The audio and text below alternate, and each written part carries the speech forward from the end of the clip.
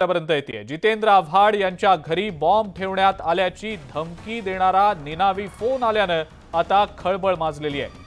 पोलिसांनी तत्काळ बॉम्ब शोधक आणि नाशक पथकामार्फत सर्च ऑपरेशन देखील केलंय। मात्र सर्च ऑपरेशन मध्ये काहीही आढळलेलं नाही। जो निनावी फोन करण्यात आलेला होता त्याबाबत आता पोलीस तपास करतायत। कुणी हा खोडसाळपणा केला की हा इशारा होता याबाबत आता पोलीस गांभीर्याने तपास करतायत।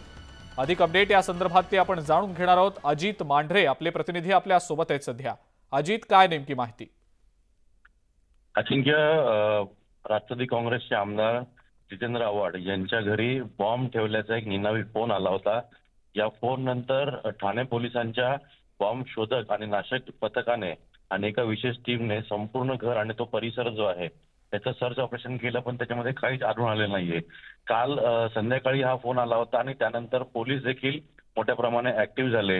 हा फोन आल्यानंतर तात्काळ पोलिसांना माहिती दिली गेली, त्यानंतर पोलीस ऍक्शन मध्ये आले। तर आपण पाहिलं तर वारंवार असे निनावी फोन येत आहेत बॉम्ब ठेवल्याचे धमकीचे। 2 दिवसापूर्वीच मुंबईमध्ये 6 ठिकाणी बॉम्ब ठेवल्याची निनावी फोन आला होता।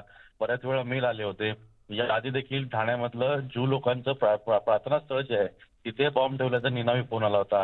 हे अशा पद्धतीने जे फोन येत आहेत, जे कॉल इंटरसेप्ट होत नाहीयेत आणि जे बाहेरून कॉल आलेले आहेत म्हणजे परदेशातून कॉल आलेले आहेत, यामुळे ठाणे पोलिसांनी हे प्रकरण आता गंभीरतेने घेतलं असून फक्त जितेंद्र आव्हाडच नाही तर असे अनेक जे निनावी कॉल आलेले आहेत यांना चाप बसवण्याकरता किंवा हा एक इशारा आहे का भविष्यात अशी काही धक्कादायक घटना घडू शकते का, या गंभीरतेने घेऊन ठाणे पोलिसांनी एक विशेष टीम तयार करून याकरता आता ठाणे पोलीस एक मोठं ऑपरेशन करणार आहे। बरोबर आहे। ओके अजित, धन्यवाद आपण ही जी माहिती दिलीत त्याबद्दल।